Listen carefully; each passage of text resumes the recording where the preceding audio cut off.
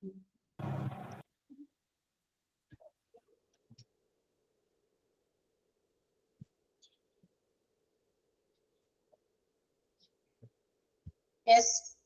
Hello, good morning.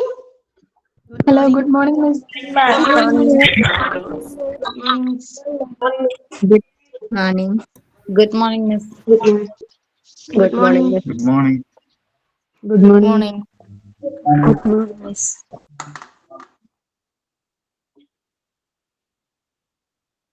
Yes, good morning. And how are you all? Fine. Fine.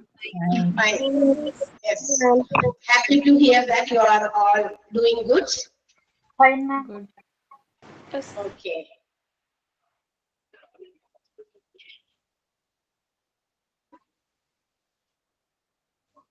So, നമുക്ക് start ചെയ്യാം. Introduction class ഒക്കെ എല്ലാവരും കണ്ടതല്ലേ?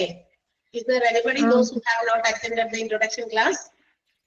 Anybody? Introduction class കയറിയില്ല. Why? What happens? Class തരുന്നോ? വേറെ എന്തെങ്കിലും കാര്യത്തിൽ എൻഗേജ്ഡ് ആയിരുന്നോ?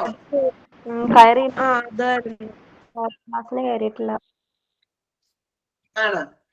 ഓക്കെ. സോ ഇൻട്രൊഡക്ഷൻ ക്ലാസ് നിങ്ങൾക്ക് എന്താ പറയാ ജസ്റ്റ് ഒന്ന് വാച്ച് ചെയ്യുന്നത് നല്ലതാണ്. മീൻസ് നമ്മുടെ ഹോസ്പിറ്റൽ അഡ്മിനിസ്ട്രേഷൻ കോഴ്സിനെ സംബന്ധിക്കുന്ന എനി ഡൗട്ട്സ് ഓർ കൺഫ്യൂഷൻസ് നിങ്ങൾക്ക് കുറച്ചൊക്കെ എന്താ പറയാ ഇല്ലാതാക്കാനായിട്ട് ഇൻട്രൊഡക്ഷൻ ക്ലാസ്സിൽ ചിലപ്പോൾ സാധിക്കും. അപ്പൊ അതുകൊണ്ട് ഇന്നലെ കഴിഞ്ഞ ക്ലാസ്സിൽ അതായത് നമ്മളുടെ സാറ്റർഡേയിലല്ലോ തേഴ്സ്ഡേ അല്ലേ, അന്നത്തെ ഇൻട്രൊഡക്ഷൻ ക്ലാസ്സിൽ നിങ്ങൾക്ക് അറ്റൻഡ് ചെയ്യാൻ പറ്റിയില്ല എങ്കിലും അത് സമയം കിട്ടുമ്പോ, ഇന്നിപ്പോ നമ്മൾ ഫസ്റ്റ് ക്ലാസ് ആണ്, ക്ലാസ് ഓൾറെഡി നിങ്ങളുടെ സിലബസിലേക്ക് നമ്മൾ കടക്കും. അപ്പൊ അത് ലൈവിൽ ഇപ്പൊ അറ്റൻഡ് ചെയ്യുന്നുണ്ടല്ലോ. അപ്പൊ ഇൻട്രൊഡക്ഷൻ ക്ലാസ് കേട്ടില്ലെങ്കിൽ ജസ്റ്റ് ഒന്ന് കേട്ടേക്കണം. കാരണം എന്തെങ്കിലും തരത്തിലുള്ള ചില കാര്യങ്ങൾ അവിടെ ഇൻഫോർമേറ്റീവ് ആയിട്ടുള്ള കുറെ കാര്യങ്ങൾ നിങ്ങൾക്ക് അവിടെ പറഞ്ഞിട്ടുണ്ട്. പിന്നെ മാത്രമല്ല ചെറിയ കാര്യങ്ങൾ. പിന്നെ നമുക്കറിയാം ഇതിന്റെ ഒരു ഹാഫ് പാർട്ട് ഓഫ് ഇൻട്രൊഡക്ഷൻ മാത്രമേ കഴിഞ്ഞിട്ടുള്ളൂ. ബാക്കി ഒരു സാറിന്റെ ഒരു ക്ലാസ് ആണ്, സെഷൻ ആണ്. ഞാൻ അതിന് ഇൻട്രൊഡക്ഷൻ ക്ലാസ്സിൽ തന്നെ പറഞ്ഞിരുന്നു. ഞാൻ തന്നെയാണ് ഇൻട്രൊഡക്ഷൻ ക്ലാസ് എടുത്തത്. മറന്നുപോയി അല്ലേ?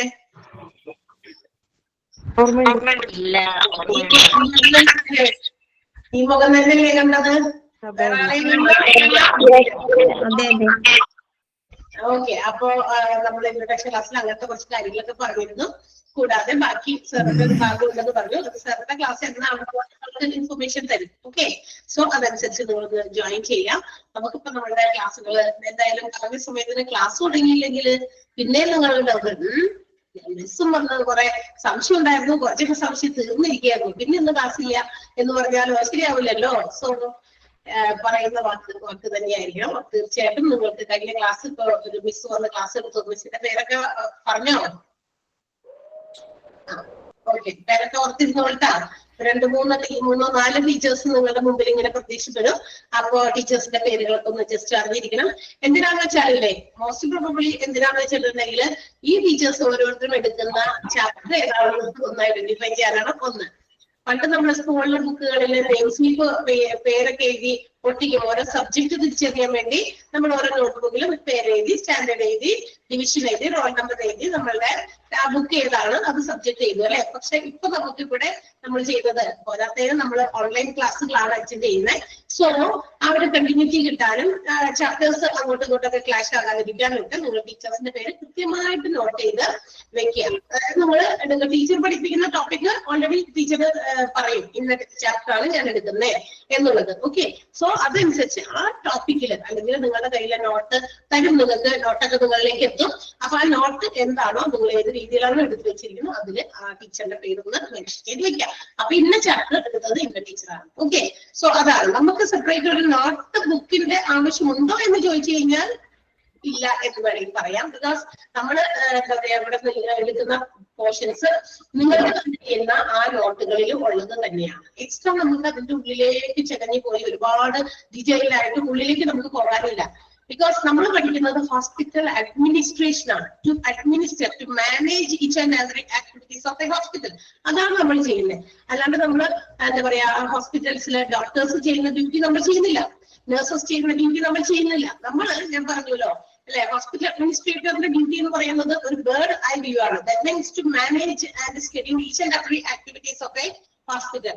ഇങ്ങനെ മോളിൽ നിന്നിട്ട് ഹോസ്പിറ്റലിന്റെ മൊത്തത്തിലുള്ള നിരീക്ഷണം, അതിനൊരു ബേർഡ് ഐ വ്യൂ ആണ് വേണ്ടത്. മുകളിൽ നിന്ന് ഇങ്ങനെ സ്റ്റില്ലായിട്ട് പറഞ്ഞു നിന്നിട്ട് ആ ഹോസ്പിറ്റലിന് ചുറ്റും, അതായത് അതിനകത്തുള്ളത് എന്തൊക്കെ ആക്ടിവിറ്റീസ് ആണ് നടക്കുന്നത് അത് മുഴുവനും മാനേജ് ചെയ്യുന്നു. ഓക്കെ, സോ അപ്പൊ നമ്മൾ ചെറുപടയുന്ന ഓരോ ഡിപ്പാർട്ട്മെന്റിലൊക്കെ നമ്മൾ ചിലപ്പോ നമ്മളുടെ അറ്റൻഷൻ അത്യാവശ്യമുള്ള സമയം ഉണ്ടായിരിക്കും. സോ അവിടെയാണ് നമുക്ക് നമ്മളുടെ ആക്ട് ചെയ്യാനുള്ള സമയം, നമ്മൾ ആക്ടിവിറ്റി തുടങ്ങുന്നത്, നമ്മൾ ആക്ഷൻ എടുക്കേണ്ട സമയം അപ്പോഴാണ്. ഏത് ഡിപ്പാർട്ട്മെന്റ് കോൾസ് യു അല്ലെങ്കിൽ which department needs you, you have to approach there. അവിടെയാണ് നമ്മൾ എത്തിച്ചേണ്ടത്. നമ്മളുടെ ഐഡിയാസ് സജഷൻസ് ഒക്കെ അവിടെയാണ് വേണ്ടത്. അല്ലാതെ ഡോക്ടർ ഇപ്പൊ ഒരു ഏതെങ്കിലും സർജറി നടത്തുന്നു, അവിടെ നമ്മൾ വിളിക്കില്ല. അവിടെ ഒരു ഹോസ്പിറ്റൽ അഡ്മിനിസ്ട്രേറ്ററിന്റെ ആവശ്യമില്ല.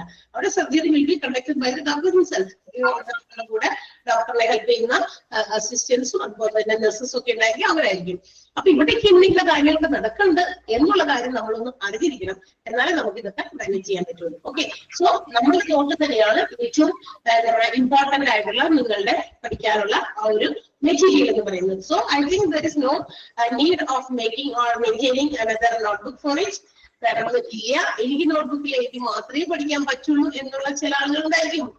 അത് നമ്മൾ നിർബന്ധിക്കുന്നില്ല, നിങ്ങളത് ചെയ്യണ്ട, പറ്റൂല എന്ന് ഞാൻ പറയുന്നില്ല. It's up to you. നിങ്ങൾക്ക് തന്നെ ചെയ്യാം കാര്യങ്ങളൊക്കെ. കാരണം എന്താ പറയാ, അത് ഓരോരുത്തരുടെ രീതിയാണ്, അല്ലെ, ശൈലിയാണ്. പക്ഷെ ഞാൻ ഇങ്ങനെ പറഞ്ഞത് എന്തിനാന്ന് വെച്ച് കഴിഞ്ഞാൽ, ഇനി നിങ്ങൾ തീർച്ചയായിട്ടും ചോദിക്കും, എനിക്ക് തോന്നുന്നു കഴിഞ്ഞ ക്ലാസ്സിലിട്ട് ചോദിച്ചു എന്ന് തോന്നുന്നു. ഞാൻ അവിടെ ഇങ്ങനെ കുറച്ച് എന്താ പറയുക മെസ്സേജസ് അങ്ങനെ വരുന്നത് കണ്ടു. നോട്ട് നമ്മളിങ്ങനെ സെപ്പറേറ്റ് ചെയ്ത് വെക്കണോ എന്നൊക്കെ ചോദിക്കുന്ന പോലെ കണ്ടിരുന്നു. അപ്പൊ അതിന്റെ ആവശ്യമില്ല. വേണമെങ്കിൽ നിങ്ങൾ പഠനത്തിന് ഉപകരിക്കുന്നുവെങ്കിൽ, ഹെൽപ്ഫുൾ ആകുന്ന രീതിയിൽ വട്ടവർത്തിങ് ചെയ്യാൻ പറ്റും. ഓക്കെ, അതല്ലാതെ നമ്മൾ ടീച്ചർ ക്ലാസ് എടുത്തുകൊണ്ടിരിക്കുമ്പോൾ in case if you have any doubt regarding any spelling or any meaning of the word, ഇതൊക്കെ ഉണ്ടെങ്കിൽ നിങ്ങൾ ജസ്റ്റ് ആ ഒരു ഇതിന്റെ മുകളിൽ ഇങ്ങനെ ഒന്ന് പേന കൊണ്ട് എഴുതി വെച്ചാൽ മതി. ഓക്കെ, അങ്ങനെ അതിന്റെ പൊക്കത്തിലൊക്കെ ഇങ്ങനെ എഴുതി, അല്ലെങ്കിൽ അപ്പുറത്തെ പേജിലോ എവിടെയെങ്കിലും, അല്ലെങ്കിൽ മാർജിൻ ഓഫ് ദ ആ ഒരു കോൺടാക്സ്റ്റിന്റെ ഉള്ളിൽ മാർജിൻ സ്ഥലമൊക്കെ ഉണ്ടല്ലോ, മാർജിൻ ഉണ്ട്, അപ്പൊ ലൈൻ ചെയ്തിട്ടൊക്കെ, അപ്പൊ അവിടേക്ക് ഇങ്ങനെ നോട്ട് ചെയ്ത് വെക്കാം. ഓക്കെ, അപ്പൊ തന്നെ നമുക്ക് അത് പഠിക്കാം. പിന്നെ വേറൊരു നോട്ട്ബുക്കിന്റെ ആവശ്യമില്ല. ഓക്കെ, മോക്ക് ടെസ്റ്റിനെ പറ്റി ഒന്ന് പറയാവോ? അത് എങ്ങനെയാണ്, എന്തെങ്കിലും ചെയ്യേണ്ടതെന്നൊന്ന് പറയാവോ? എന്താ മോക്ക് ടെസ്റ്റ്? മോക്ക് ടെസ്റ്റിനെ കുറിച്ച് പറയാം. ഞാൻ പറഞ്ഞല്ലോ, അത് ഇൻട്രൊഡക്ഷൻ ക്ലാസ്സിൽ ഞാൻ പറഞ്ഞിരുന്നു കേട്ടാ. നമ്മുടെ ഓരോ ദിവസവും ക്ലാസ് കഴിഞ്ഞ് കഴിയുമ്പോൾ ഒരു മോക്ക് ടെസ്റ്റിന്റെ 5 ക്വസ്റ്റ്യൻസ്, അതായത് based on the topic which the teacher have taught U. Teacher പഠിപ്പിച്ച ആ ഭാഗം ചിലപ്പോൾ ഒരു പേജ് ആയിരിക്കാം, 2 pages ആയിരിക്കാം. അങ്ങനെ എടുത്ത ആ ഭാഗത്ത് നിന്ന് ടീച്ചർ ഒരു 5 ക്വസ്റ്റ്യൻസ് പ്രിപ്പയർ ചെയ്ത് നിങ്ങൾക്ക് തന്നിട്ടുണ്ടായിരിക്കും. നിങ്ങൾക്ക് തരാന്ന് പറഞ്ഞാൽ നമ്മളിങ്ങനെ ഇവിടെ ഇരുന്നിട്ട് ഡയറക്റ്റ് തരികയല്ല. It will be done by the technical department. നമ്മുടെ ടെക്നിക്കൽ ഡിപ്പാർട്ട്മെന്റ് ആണ്, ഞങ്ങളത് എഴുതി കൊടുക്കും. അത് അവര് നിങ്ങളിലേക്ക് നിങ്ങളുടെ ഗൂഗിൾ ക്ലാസ് റൂമിൽ ഇടും, അല്ലെ? അപ്പൊ ആ ഗൂഗിൾ ഫോം ഇങ്ങനെ എടുക്കുക, നിങ്ങളുടെ ക്ലാസ് റൂമിൽ വന്നിരിക്കുന്ന അതെടുക്കുക, അതിനകത്ത് 5 ക്വസ്റ്റ്യൻസ് കൃത്യമായ ടീച്ചർ പറഞ്ഞു തന്നതനുസരിച്ച് മനസ്സിലാക്കിയതിന്റെ ആൻസർ ചൂസ് ചെയ്യാം. മൾട്ടിപ്പിൾ ചോയ്സ് ക്വസ്റ്റ്യൻ ആണ്, 4 ഓപ്ഷൻസ് ഉണ്ടായിരിക്കും. അതിന് കറക്റ്റ് ആയിട്ടുള്ള ആ ഒരു ഓപ്ഷൻ സെലക്ട് ചെയ്യുക, സബ്മിറ്റ് കൊടുക്കുക. So you can see. മാമിന്റെ പേരെന്തായിരുന്നു? എന്താ പേരെന്തായിരുന്നു മാമിന്റെ? എന്റെ പേര് അനു ചന്ദ്രൻ. റൈറ്റ്, അനു ചന്ദ്രൻ എന്നല്ലേ പേര്? അല്ല, മാമിന്റെ പേരെന്തായിരുന്നു? ഞാൻ ഇത് ചോദിക്കട്ടെ, വൺസ് എന്റെ ഒരു ക്വസ്റ്റ്യൻ ആൻസർ അങ്ങോട്ട് പറയോ? എന്റെ പേര് അർജുൻ. ഇത് അമ്മയുടെ ഫോണാ. Yes, okay, well done. അപ്പൊ അർജുനെ ഞാൻ പിടിച്ചു. അർജുൻ ഇൻട്രൊഡക്ഷൻ ക്ലാസ്സിൽ കയറിയില്ല. കേറിയായിരുന്നു, പക്ഷെ പേര് മറന്നു, പേര് നോട്ട് ചെയ്തില്ല. അപ്പൊ തന്നെ മറന്നു പോകും. ഒരു പുതിയൊരു കോഴ്സ് പഠിക്കാൻ വേണ്ടി നമ്മൾ ജോയിൻ ചെയ്തല്ലേ? അർജുൻ എന്ത് കോഴ്സ് കംപ്ലീറ്റ് ചെയ്തേക്കണേ? ഞാൻ കോഴ്സ് കംപ്ലീറ്റ് ചെയ്തേക്കണേ, ഞാൻ ഓൾറെഡി +2 ആണ് കംപ്ലീറ്റ് ചെയ്തേക്കുന്നത്. +2 കഴിഞ്ഞിട്ട് ഹൗ ലോങ്, എത്ര സമയമായിട്ടുണ്ടാകും? +2 കഴിഞ്ഞിട്ട് ഞാൻ 2 കോഴ്സിന് പോയി. പിന്നെ അത് ഞാൻ ചോദിച്ചത് what is the duration between that +2 course and now? ഇപ്പൊ നമ്മളിപ്പോ ജോയിൻ ചെയ്തത് ഈ ഒരു ഹോസ്പിറ്റൽ അഡ്മിനിസ്ട്രേഷൻ കോഴ്സ് പഠിക്കണം. അവിടെ നിന്ന് ഇവിടെ വരെയുള്ള യാത്രയിൽ എത്ര വർഷം പിന്നെ പോയിട്ടുണ്ടെന്നാണ് ഞാൻ ചോദിക്കുന്നത്. 7 years. 7 years. 7 years കഴിഞ്ഞിട്ട് ഒരു പുതിയ കോഴ്സ് പഠിക്കാൻ നമ്മളിങ്ങനെ ജോയിൻ ചെയ്ത് ഒരു ഇൻട്രൊഡക്ഷൻ ക്ലാസ്സിൽ അങ്ങനെ വളരെ ലൈവായിട്ട് ഇങ്ങനെ അറ്റൻഡ് ചെയ്തിട്ട് ഞാൻ അവിടെ പേര് പറഞ്ഞിട്ട് എന്റെ പേര് പറഞ്ഞു എന്ന് പറഞ്ഞു കഴിഞ്ഞാൽ ഞാന് പെട്ടെന്ന് നോട്ട് ചെയ്തില്ലായിരുന്നു. ഇപ്രാവശ്യം ഞാൻ നോട്ട് ചെയ്യാം, ഉറപ്പായിട്ടും. ഇനി മറക്കത്തില്ല, ഇനി ഒരിക്കലും മറക്കത്തില്ല. മറക്കാനും പാടില്ല. ടീച്ചേഴ്സിന്റെ പേരുകൾ മാറിപ്പോലും പാടില്ല. ഞാൻ അതാണ് ആദ്യം പറയുന്നത്. നിങ്ങളുടെ ടോപ്പിക്കുകൾ എടുക്കുന്ന ടീച്ചേഴ്സിന്റെ പേര് നിങ്ങൾ ആ ടോപ്പിക്കിന്റെ പൊക്കത്തിൽ അല്ലെങ്കിൽ നിങ്ങൾക്ക് മനസ്സിലാകുന്ന രീതിയിൽ എഴുതി വെക്കണം.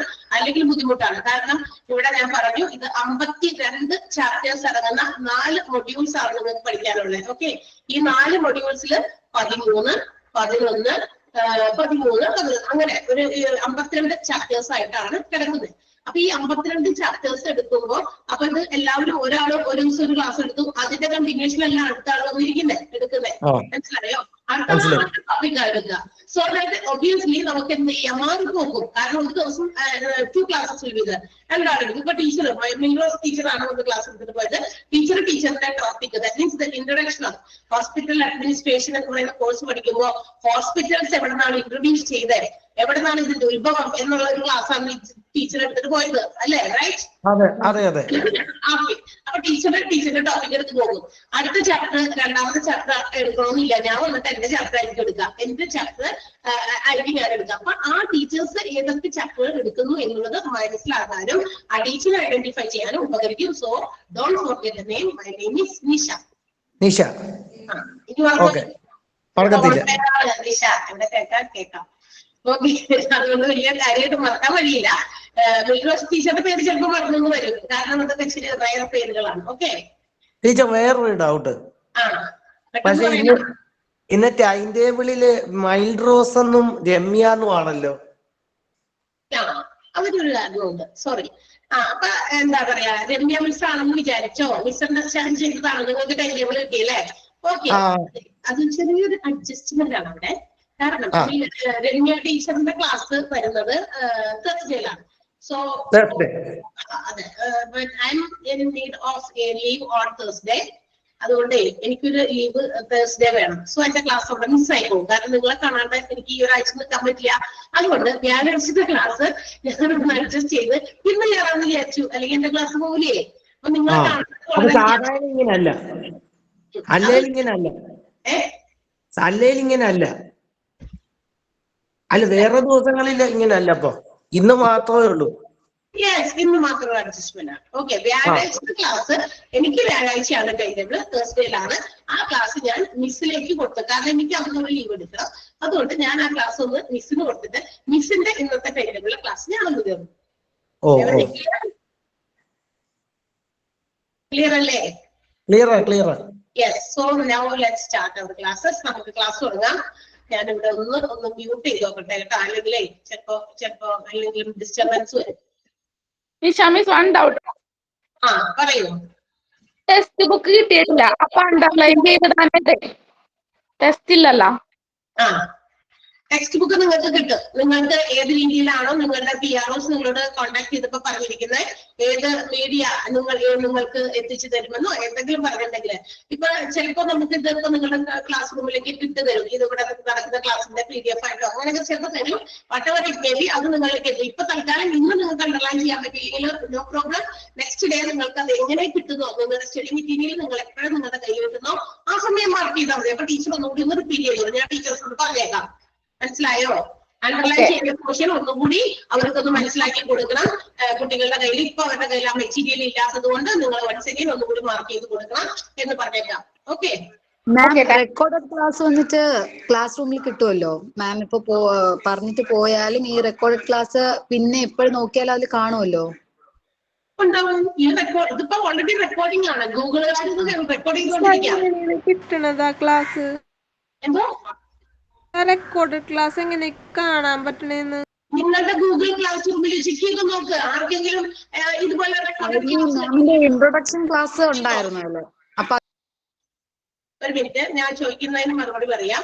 റെക്കോർഡഡ് ക്ലാസ്, ഇൻട്രൊഡക്ഷൻ ക്ലാസിന്റെ റെക്കോർഡഡ് വീഡിയോ ആരുടെയെങ്കിലും കയ്യിൽ കിട്ടിയോ? യെസ് പറഞ്ഞോ? ഒന്ന് യെസ് ആണെങ്കിൽ യെസ്. കണ്ടോ, അവിടെ വന്നിട്ടുണ്ട്. നിങ്ങൾക്ക് വേണ്ടി ഒരു ഗൂഗിൾ ക്ലാസ് റൂം ഫോം ചെയ്ത് വെച്ചിട്ടുണ്ട്. അതിലേക്ക് നമ്മൾ കഴിഞ്ഞ തേഴ്സ്ഡേയിൽ കൊടുത്ത ഇൻട്രൊഡക്ഷൻ ക്ലാസ് അവിടെ അപ്ലോഡ് ചെയ്ത് വെച്ചിട്ടുണ്ട്. ഓൺലി 1 ക്ലാസ് ഞാൻ കൊടുത്ത ഒരു ഇൻട്രോ ക്ലാസ് ആണ്. HA ഹോസ്പിറ്റൽ അഡ്മിനിസ്ട്രേഷൻ എന്ന് പറയുന്ന കോഴ്സ് എന്താണ്, അതിന്റെ അഡ്വാൻറ്റേജസ്, അതിന്റെ ഡിമാൻഡ്, അതിന്റെ ഓപ്പർച്യൂണിറ്റീസ് എവിടെയൊക്കെയാണ്, ഏത് സാലറി റിലേറ്റഡ് ആയിട്ടുള്ള കാര്യങ്ങളെല്ലാം അവിടെ ആ ഒരു ക്ലാസ് നമ്മൾ ചെയ്തിരുന്നു. അത് നിങ്ങളുടെ ഗൂഗിൾ ക്ലാസ് റൂമിൽ ഇട്ടിട്ടുണ്ട്. Okay, okay. അപ്പൊ ഇതൊക്കെ ഞാൻ അവിടെ പറഞ്ഞു, ഇതൊക്കെ അങ്ങനെ ഇടും എന്നുള്ള കാര്യമൊക്കെ പറഞ്ഞു. ദാറ്റ് മീൻസ് ആ ഒരു ഗ്രൂപ്പ് നിങ്ങൾ കണ്ടിട്ടുണ്ടോ എന്നറിയില്ല, പോയി സെർച്ച് ചെയ്തെടുക്കുക. ആ ഒരു ക്ലാസ് നിങ്ങൾ തന്നെ പരസ്പരം കഴിയുമ്പോൾ ഒരു ഗ്രൂപ്പ് ഉണ്ടാക്കും ഓൾറെഡി ഇല്ലേ. നിങ്ങളുടെ ഒരു വാട്സ്ആപ്പ് ഗ്രൂപ്പ് ഫോം ചെയ്യും. അപ്പൊ ആർക്കെങ്കിലും ഇതുപോലെയുള്ള ഡൗട്ട്സുകൾ ഉണ്ടെങ്കിൽ അറിയാവുന്നവര് ആ ക്ലാസ് റൂം എവിടെയാണ്, ഇന്നതാണ്, അവിടെ ഇട്ടിട്ടുണ്ട് എന്നുള്ള കാര്യം ഒന്ന് ഷെയർ ചെയ്ത് അവർക്കൊന്ന് കൊടുക്കുക. പെട്ടെന്ന് ചിലപ്പോൾ കുറച്ച് ഗ്യാപ്പിലൊക്കെ പഠിക്കുന്ന ആളുകളൊക്കെ ഉണ്ടായിരിക്കും, ചിലപ്പോൾ അവർക്ക് അതൊന്നും അതെ, അപ്പൊ ചിലപ്പോൾ എല്ലാവർക്കും അതൊന്ന് പെട്ടെന്ന് മനസ്സിലായെന്ന് വരില്ല. അപ്പൊ നിങ്ങളൊന്ന് ഹെൽപ്പ് ചെയ്യാം ബാക്കിയുള്ളവർ. ഓക്കെ അല്ലേ? ബുക്കുകളൊക്കെ ചില പോസ്റ്റ് വഴിയൊക്കെ തരും ചിലപ്പോ. അതെങ്ങനെയാണോ നിങ്ങൾ സൗകര്യം പോലെ അതവിടെ ചോദിച്ച് മനസ്സിലാക്കി അതിന്റെ നോട്ട്സുകളൊക്കെ കളക്ട് ചെയ്യാനായിട്ട് നോക്കാം. ഓക്കെ, അപ്പൊ നമുക്ക് ക്ലാസ്സുകൾ ആരംഭിക്കാം. ബിക്കോസ് നമുക്ക് എന്റെ ഒരു ദിവസം ആഴ്ചയിൽ ഒരാളുള്ള, അതുകൊണ്ടാണ് ഞാൻ ആ ക്ലാസ് വ്യാഴാഴ്ച ഞാൻ ലീവ് എടുത്താൽ നിങ്ങളെ പുതിയ ബാച്ചുകാരെ കാണാൻ പറ്റില്ല. ഇൻട്രോ കൊടുത്തിട്ട് പിന്നെ അടുത്ത നെക്സ്റ്റ് വീക്ക് വരെ ഞാൻ കാത്തിട്ടേ. അതുകൊണ്ടാണ് ഞാൻ ആ ക്ലാസ് അഡ്വാൻസ് ആയിട്ട് ടീച്ചറിനോട് മേടിച്ച് ടീച്ചറിനേക്കാൾ മുമ്പ് ഞാൻ കൂടെ തള്ളിക്കയറി വന്നത്. ഓക്കെ, സോ നമുക്ക് ക്ലാസ്സിലേക്ക് കടന്നാലോ? കടക്കാലോ? യെസ്. അപ്പൊ നമുക്കൊരു ലെങ്തി ചാപ്റ്റർ ആണ് എന്റേത്. Different departments in A hospital. ഒരു ഹോസ്പിറ്റലിനകത്തുള്ള ഒരുപാട് ഡിപ്പാർട്ട്മെന്റുകൾ. സി ഒബിയസ്ലി നമുക്കറിയാം, all of you people have visited a hospital either for treatment for a sick or illness, whatever it may be, or either you may have visited the hospital for taking any of your friends or relatives to the hospital. ഹോസ്പിറ്റലിൽ കാണാത്ത ആരെങ്കിലും ഉണ്ടാവുമോ ഈ ഒരു എന്താ പറയാ ജനറേഷനില്? ഹോസ്പിറ്റലിൽ പ്രവേശിക്കാത്ത ആരും ഉണ്ടാവില്ല. എന്തെങ്കിലുമൊക്കെ രോഗങ്ങൾക്ക്, നമ്മളുടേതായ രോഗങ്ങൾക്ക് വേണ്ടി. ഇപ്പോഴൊക്കെ രോഗങ്ങൾക്ക് തന്നെ, പണ്ടൊക്കെ ഇത്രയും അധികം എന്താ പറയാ രോഗങ്ങൾ ഉണ്ടായിരുന്നില്ല. അത് മാത്രമല്ല, രോഗങ്ങൾ എന്ന് പറയുന്നതിനേക്കാൾ ഉപരി വെറൈറ്റി ഓഫ് ഡിസീസസ് ആണ് നമുക്ക് ഇത് കൂടുതൽ കാണാൻ സാധിക്കും അല്ലെ. രോഗങ്ങളുടെ ഒരു എന്താ പറയാ വ്യത്യസ്തതകളാണ്. ഏതെങ്കിലും ഒരു പർട്ടിക്കുലർ രോഗം എന്നല്ല. പണ്ടൊക്കെ വല്ലപ്പോഴും ഉണ്ടാകുന്ന പനി, ചുമ, തലവേദന, ജലദോഷം, കോൾഡ്, ഇതൊക്കെ ഉണ്ടായിരുന്നു. പക്ഷെ ഇന്ന് കേൾക്കുന്ന രോഗം അത്ര സിമ്പിൾ ആയിട്ടുള്ള രോഗമല്ല. കുറച്ചുകൂടി ഒത്തിരി സീരിയസ് ആയിട്ടുള്ള കുറെ രോഗങ്ങളെ കുറിച്ചിട്ടാണ് നമുക്ക് എന്താ പറയാ കേൾക്കാൻ സാധിക്കുക. ഇപ്പൊ എവിടെ തിരിഞ്ഞാലും അവിടെ ഹാർട്ട് അറ്റാക്ക്, ഇവിടെ ക്യാൻസർ, അവിടെ മറ്റേ എന്താ പറയാ ഏതെങ്കിലും തരത്തിലുള്ള എപ്പിഡമിക്സ്, പകർച്ചവ്യാധി രോഗങ്ങൾ പടർന്നു, അത് ഇത് എന്നൊക്കെ പറഞ്ഞ് ഒരുപാട് കോംപ്ലിക്കേറ്റഡ് ആയിട്ടുള്ള ഡിസീസസ് നമുക്ക് ഓരോ ഡേ ബൈ ഡേ കേൾക്കാൻ പറ്റും. സോ അതുകൊണ്ട് തന്നെ നമ്മളിൽ ആരും തന്നെ ഒരു ഹോസ്പിറ്റൽ കാണാത്തവരുണ്ടാവില്ല. എല്ലാവരും തന്നെ ഒരു ഹോസ്പിറ്റലിൽ പോയിട്ടുണ്ടായിരിക്കാം അല്ലെ. പിന്നെ most of us, majority of us, all of us എന്ന് വേണമെങ്കിൽ പറയാം, എല്ലാവരും തന്നെ ഹോസ്പിറ്റലിൽ പോയിരിക്കുന്നതാണ്. And how many departments have you seen in a hospital when you are entering its gates? ഒരു ഹോസ്പിറ്റലിന്റെ ഗേറ്റ് കടന്ന് നമ്മൾ അകത്തേക്ക് ചെല്ലുമ്പോൾ എന്തൊക്കെ ഡിപ്പാർട്ട്മെന്റ് നിങ്ങൾ കണ്ടിട്ടുണ്ട് എന്ന് ചോദിച്ചു കഴിഞ്ഞാൽ ചിലപ്പോൾ നമുക്ക് വിരലിൽ എണ്ണാവുന്നത് മാത്രം അല്ലെ. പക്ഷെ 2-3 അതായത് വലിയ ചില ആളുകൾ ഒട്ടും തന്നെ ഇങ്ങനെയൊക്കെ ഉണ്ടോ ഹോസ്പിറ്റലിൽ എന്നൊക്കെ തോന്നും. അതുപോലെയുള്ള ഡിപ്പാർട്ട്മെന്റ് ഒക്കെ കേൾക്കുമ്പോൾ ഇങ്ങനത്തെ ഈ ഡിപ്പാർട്ട്മെന്റ് ഉണ്ടോ, അതുണ്ടോ, ഇതുണ്ടോ എന്ന് നമുക്ക് ഡൗട്ട് തോന്നുന്ന രീതിയിൽ ചില ആളുകൾക്ക് ചിലപ്പോ എല്ലാ ഡിപ്പാർട്ട്മെന്റിലെയും ചിലപ്പോ എന്ത് ചെയ്യാം അറിയാമായിരിക്കും. ചില ആളുകൾ കുറെ കൂടുതൽ ദിവസമൊക്കെ മന്ത്സ് അതായത് മാസങ്ങളോളൊക്കെ ഹോസ്പിറ്റലിൽ എന്തെങ്കിലും സീരിയസ് ആയിട്ടുള്ള രോഗങ്ങൾക്ക് അഡ്മിറ്റഡ് ആകുമ്പോൾ അവിടെ ഉണ്ടെങ്കിൽ ഇങ്ങനെ നടന്ന് അവരുടെ എന്താ പറയാ റിലേറ്റീവ്സോ അല്ലെങ്കിൽ ആരെങ്കിലും ഏറ്റവും ബന്ധപ്പെട്ടവരൊക്കെ ഹോസ്പിറ്റലൈസ്ഡ് ആകുമ്പോൾ നമ്മൾ ബൈസ്റ്റാൻഡേഴ്സ് ആയിട്ട് നിൽക്കുമ്പോൾ നമുക്ക് ആ ഹോസ്പിറ്റലിന്റെ ഏരിയസ് എല്ലാം അറിയാൻ പറ്റും. മാസങ്ങളോളം നമ്മൾ അവിടേക്ക് ഓടി നടക്കാൻ തുടങ്ങിയിട്ട് അല്ലെ. അപ്പൊ നമുക്ക് അത്തരം ആളുകൾക്ക് അവർക്ക് എല്ലാ ഡിപ്പാർട്ട്മെന്റും ഏകദേശം പരിചയമുണ്ടായിരിക്കും. ബട്ട് കുറെ പേർക്കൊക്കെ ഇതിനെ കുറിച്ചൊന്നും അറിയുണ്ടാവില്ല. പക്ഷെ നമ്മൾ ആരാകാൻ പോകുന്നവരാണ്? ഹോസ്പിറ്റൽ അഡ്മിനിസ്ട്രേറ്റേഴ്സ് ആകാൻ പോകുന്നവരാണ്. ഞാൻ പറഞ്ഞിരുന്നു ഇൻട്രൊഡക്ഷൻ ക്ലാസ്സിൽ, as we are going to practice or to become a hospital administrator we have to know which all departments are functioning there. ഏതൊക്കെ തരത്തിലുള്ള ഡിപ്പാർട്ട്മെന്റുകൾ ഒരു ഹോസ്പിറ്റലിൽ ഫങ്ഷൻ ചെയ്യുന്നുണ്ട് എന്നുള്ളത് അറിഞ്ഞിരിക്കേണ്ടത് വളരെ അത്യാവശ്യമാണ്. കാരണം നമ്മൾ ഒരു ഹോസ്പിറ്റൽ അഡ്മിനിസ്ട്രേറ്റർ ആയിട്ട് രൂപപ്പെടാൻ വേണ്ടി ഒരുങ്ങുകയാണ് നമ്മൾ അല്ലെ. വി ആർ പ്രിപ്പയറിംഗ് അല്ലെ. നമ്മൾ പ്രിപ്പയർഡ് ആകുകയാണ്. അതിന് നമുക്ക് തിയററ്റിക്കലി പ്രിപ്പയർഡ് ആകണം. ആൻഡ് അതിന് എന്താ പറയാ പ്രാക്ടിക്കലായിട്ട് നമ്മൾ ഒരുക്കണം. നമ്മുടെ ശരീരത്തെ മനസ്സിലായിട്ട് നമ്മൾ ഒരുക്കണം. അതിന് വേണ്ടി നമ്മൾ ഇതിന്റെ തിയററ്റിക്കലായിട്ടുള്ള വശങ്ങളെല്ലാം അറിയണം അല്ലെ. എല്ലാ കാര്യങ്ങളും അറിഞ്ഞിരിക്കണം. അപ്പൊ അതിന് വേണ്ടിയിട്ട് ഉള്ള ഒരു ചാപ്റ്ററാണ്. നമ്മൾ ഈ ഒരു ചാപ്റ്ററിൽ ഡിഫറെന്റ് ഡിപ്പാർട്ട്മെന്റ്സിന്റെ ഹോസ്പിറ്റലാണ് പഠിക്കുന്നത്.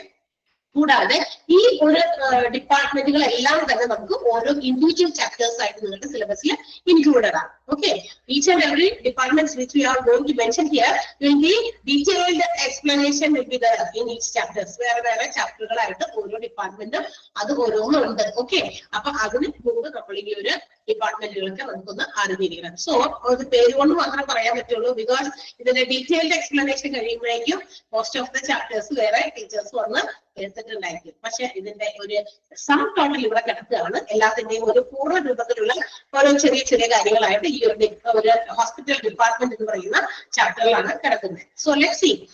See, hospital departments are broadly classified into 3. പ്രധാനമായിട്ടും ഒരു ഹോസ്പിറ്റലിന്റെ ഡിപ്പാർട്ട്മെന്റുകളെ വളരെ വിശാലമായിട്ട് 3 ആയിട്ട് ക്ലാസിഫൈ ചെയ്തിട്ടുണ്ട്. മീൻസ് അതിന്റെ 3 വിശാലമായ ക്ലാസിഫിക്കേഷൻ ആണ്. ബ്രോഡ് ക്ലാസിഫിക്കേഷൻ ഓഫ് ഹോസ്പിറ്റൽ ആണ്. First one medical departments, second one supporting departments and third one administrative departments.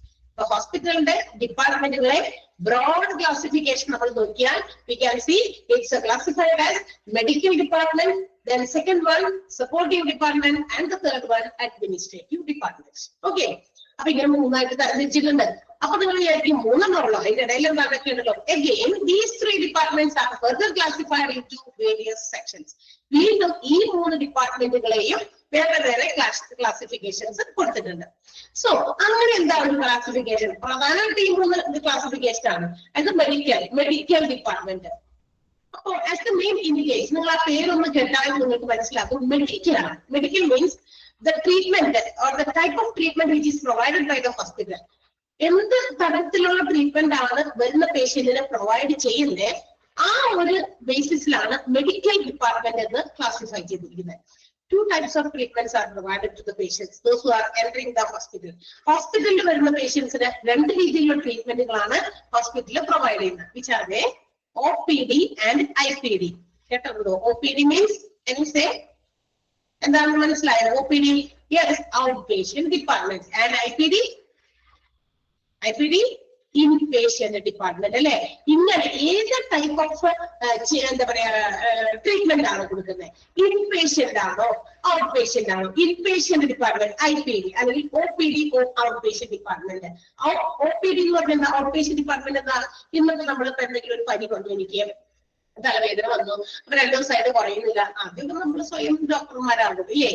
അല്ലെ? രോഗം വന്നു അപ്പൊ തന്നെ നമ്മൾ ആശുപത്രി പോകുന്നവർ എത്ര പേരുണ്ടെന്ന് ചോദിച്ചു കഴിഞ്ഞാൽ ചിലപ്പോ ആരും ഉണ്ടാവില്ല അല്ലെ. ചില ആളുകൾ മാത്രം, അതായത് ഒരു 10ൽ ഒരാളൊക്കെ ചിലപ്പോ ഇങ്ങനെ പെട്ടെന്ന് ചില എന്തെങ്കിലും അസുഖങ്ങൾ പെട്ടെന്ന് വരുമ്പോഴേക്കും പേടിച്ചിട്ട് അപ്പൊ തന്നെ ഹോസ്പിറ്റലിൽ പോകും. വേറെ ആരും വിശ്വാസമില്ല, ആരെങ്കിലും എന്തെങ്കിലും മരുന്നൊന്നും കൊടുത്താൽ പറ്റില്ല.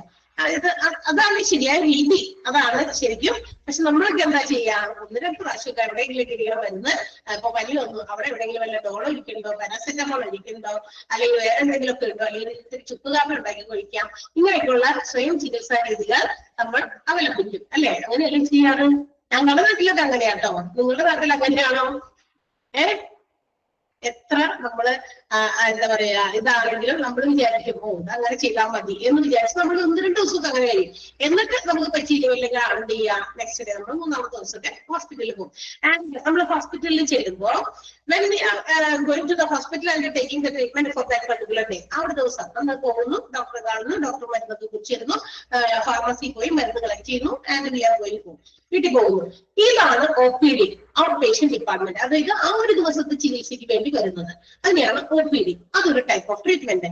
Otherwise if the disease or injury something serious, കുറച്ചുകൂടി സീരിയസ് ആയിട്ടുള്ള എന്തെങ്കിലും ഇഷ്യൂ ആയിട്ടാണ് നമ്മൾ ഹോസ്പിറ്റലിൽ ചെല്ലുന്നതെങ്കിൽ sometimes the doctors may not be able to confirm what the disease, എന്താണ് രോഗം എന്ന് ചിലപ്പോ പെട്ടെന്ന് ഒറ്റ നോട്ടത്തിലൊക്കെ കൺഫേം ചെയ്യാൻ ഡോക്ടേഴ്സിന് ബുദ്ധിമുട്ടുണ്ടായിരിക്കും. നമ്മൾ ചിലപ്പോൾ ചെല്ലുമ്പോഴേ ഒരു രോഗത്തിന് പനി, അതിന്റെ കൂടെ ഇന്ന ലക്ഷണം ഉണ്ട്, അതുണ്ട്. അപ്പൊ ഇതിന്റെ കൂടെ നമ്മൾ ഒരുപാട് വേറെ കൂടി പറയും.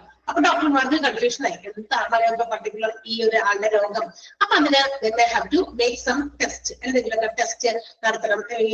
ലാബിൽ വല്ല യൂറിൻ ടെസ്റ്റ് ചെയ്യണോ, ബ്ലഡ് ടെസ്റ്റ് ചെയ്യോ, അങ്ങനെയൊക്കെ ചില ടെസ്റ്റുകളൊക്കെ നടത്തേണ്ടി വരും. അല്ലെങ്കിൽ ആളുടെ രോഗം എന്താണെന്ന് കൺഫേം ചെയ്യുന്നത് വരെ ആളെ നമുക്ക് ഇവിടെ ആവശ്യമുണ്ട്. ദാറ്റ് മീൻസ് ഹോസ്പിറ്റലിൽ ആളുടെ രോഗം എന്താണെന്ന് കൃത്യമാക്കുന്നത് വരെ അത്രയ്ക്ക് സീരിയസ് ആയിട്ടുള്ള ആളുകളൊക്കെ വരുമ്പോൾ the patient have to be admitted for that particular procedures. അത്ര കാര്യങ്ങൾക്ക് വേണ്ടി എന്ത് ചെയ്യണം?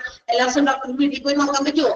പറ്റില്ല. അപ്പൊ അങ്ങനെയുള്ള പേഷ്യൻസിന് എന്ത് ചെയ്യും? അഡ്മിറ്റ് ചെയ്യും അവിടെ അല്ലെ, അഡ്മിറ്റ് ചെയ്യുന്നു. അങ്ങനെയുള്ള പേഷ്യൻസ് അങ്ങനെയും നമുക്ക് ഹോസ്പിറ്റലിൽ എന്ത് ചെയ്യുന്നുണ്ട്? ട്രീറ്റ് ചെയ്യുന്നുണ്ട്. അപ്പൊ ഡെയിലി വരുന്നവർക്കുള്ള ട്രീറ്റ്മെന്റ് പ്രൊവൈഡ് ചെയ്യുന്നുണ്ട്. ഒന്ന് വന്നു കഴിഞ്ഞിട്ട് അവരുടെ സീരിയസ്നെസ് ഓഫ് ദ ഇൽനെസ് നോക്കി അഡ്മിറ്റഡ് ആകുന്ന പേഷ്യൻസ് ഉണ്ട്. So 2 types of treatments are provided by the hospital. So it's termed as outpatient department and inpatient department. അപ്പൊ ഏത് രീതിയിലുള്ള മെഡിക്കൽ ട്രീറ്റ്മെന്റ് ആണോ പേഷ്യന്റിന് കൊടുക്കുന്നത് അതിന്റെ അടിസ്ഥാനത്തിലാണ് ഇങ്ങനെ രണ്ടായിട്ട് ക്ലാസിഫൈ ചെയ്തിരിക്കുന്നത്, OPD ആൻഡ് IPD. ക്ലിയർ ആയോ? അപ്പൊ medical department is again classified into 2, OPD and IPD. ഈ ടേബിൾ അറ്റ് എ ഗ്ലാൻസ് നമുക്ക് എല്ലാം പെട്ടെന്ന് ഒറ്റ നോട്ടത്തിൽ മനസ്സിലാവാനാണ് ഒരു ടേബിൾ റെപ്രസെന്റേഷൻ കൊടുത്തിരിക്കുന്നത്. ഓക്കെ, ഇതിന്റെ ഡീറ്റെയിൽഡ് എക്സ്പ്ലനേഷൻ താഴെയുണ്ട്, അടുത്ത പേജസിലുണ്ട്. അന്നേരം നമ്മൾ കുറച്ചുകൂടി ഒന്നുകൂടി ഡീറ്റെയിൽ ആയിട്ട് പഠിക്കും. എന്നാലും ഇത് ഡീറ്റെയിൽ അല്ലെന്നല്ല, ഞാൻ ഡീറ്റെയിൽ ആയിട്ട് പറഞ്ഞു മാത്രം. ക്ലിയർ ആകുന്നുണ്ടോ? പറയുന്നത് മനസ്സിലാവുന്നുണ്ടോ? യെസ്. പിന്നൊരു കാര്യം, നിങ്ങൾ ചിലപ്പോ പറയുന്നതായിരിക്കും, അതിനോടും എന്റെ സംസാര ശൈലി ഇത്തിരി സ്പീഡാണ്. അത് ഞാൻ പറയുന്ന സംസാരമേ സ്പീഡുള്ളൂ, പക്ഷെ നിങ്ങൾക്ക് മനസ്സിലാക്കി തന്നിട്ട് ഞാൻ അടുത്ത ഓരോ ടോപ്പിക്കിലേക്കും പോകുള്ളൂ. അത് വേറെ. ഓക്കെ, അത് നേച്ചറലി അങ്ങനെയായി പോയി. അതുകൊണ്ടാണ് ചിലർക്ക് അങ്ങനെ തോന്നും. കാരണം അതുകൊണ്ട് നമ്മളിപ്പോ എല്ലാവരും ഒരേ എന്താ പറയാ ഡിസ്ട്രിക്റ്റിൽപ്പെട്ടവരല്ല. അപ്പൊ ഇത്തിരി സംസാരത്തിന് വ്യത്യാസം ഉണ്ടായിരിക്കും. ഓക്കെ, മാത്രമല്ല ചില ആളുകൾക്ക് ഇപ്പൊ നമ്മള് ഡിസ്ട്രിക്റ്റിലെ വ്യത്യാസം മാത്രമല്ല, ചില ആളുകൾ, ഞാനൊക്കെ എന്താ പറയാ തൃശ്ശൂർ ഡിസ്ട്രിക്റ്റിലാണ് കൂടുതലും പഠിച്ചതൊക്കെ. അപ്പൊ ആ ഒരു സ്ലാങ് പോലെയൊക്കെ ചിലപ്പോഴൊക്കെ വരും. അപ്പൊ ഇത്തിരി സ്പീഡായി പോകും. തൃശ്ശൂർകാർക്ക് ഭാഷയിൽ ഒരു ഇച്ചിരി സ്പീഡ് കൂടുതലാ അല്ലെ? അങ്ങനെ ആയിരിക്കും. പെട്ടെന്ന് അങ്ങനെ ആയി പോണതാണ്. കുറച്ചൊക്കെ ഞാനിപ്പോ ഇപ്പൊ ഇങ്ങനത്തെ ഈ ഓൺലൈൻ ക്ലാസ് ആകുമ്പോൾ ഇച്ചിരി ഒന്ന് കൺട്രോൾ ചെയ്യണം എന്നൊക്കെ വിചാരിക്കും.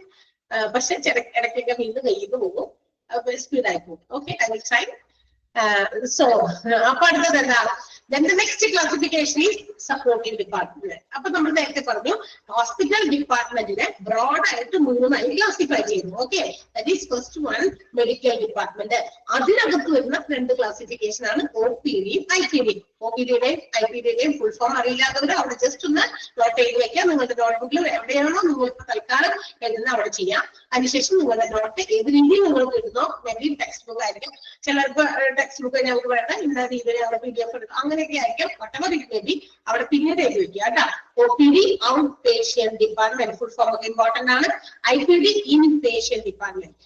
ഇതിന്റെ രണ്ടാമത്തെ ക്ലാസിഫിക്കേഷൻ സപ്പോർട്ടിംഗ് ഡിപ്പാർട്ട്മെന്റ് ആണ്. ഈ സപ്പോർട്ടിംഗ് ഡിപ്പാർട്ട്മെന്റ് എന്ന് പറഞ്ഞാൽ എന്തായിരിക്കാം? നമുക്കറിയാം ഒരു ഹോസ്പിറ്റലിന്റെ main aim of the hospital എന്ന് പറയുന്നത് വരുന്ന പേഷ്യൻസിന് ടു പ്രൊവൈഡ് ട്രീറ്റ്മെന്റ്. അപ്പൊ അതാണ് ഏറ്റവും ആദ്യത്തെ. ഈ ഒന്നാമത്തെ ഡിപ്പാർട്ട്മെന്റ് ശരിക്കും പറഞ്ഞാൽ ഹോസ്പിറ്റലിൽ ഏറ്റവും അത്യാവശ്യമുള്ളത് വരുന്ന പേഷ്യൻസിനെ ട്രീറ്റ് ചെയ്യുക. അത് വന്ന് അവർക്ക് ഡോക്ടറെ കണ്ടു വാങ്ങിച്ചിട്ട് പോകാൻ, അതല്ലെങ്കിൽ അഡ്മിറ്റ് ചെയ്യുന്നവരെ അങ്ങനെ ചെയ്യാം. പക്ഷേ നോട്ട് ഓൺലി ദീസ് ഡിപ്പാർട്ട്മെന്റ്, ഈ പറയുന്ന OPD IPD മാത്രം എന്ന് പറയുന്ന മെഡിക്കൽ ഡിപ്പാർട്ട്മെന്റ് മാത്രം ഉണ്ടായാൽ operations of the functions of the hospital will not work well. എന്നുവെച്ചാൽ ശരിയായ രീതിയിൽ അവരുടെ പ്രവർത്തനങ്ങൾ നടക്കില്ല. There should be some supporting departments for providing support while their medical treatment are given, അല്ലെങ്കിൽ മെഡിക്കൽ സർവീസസ് ആർ ഗിവൺ.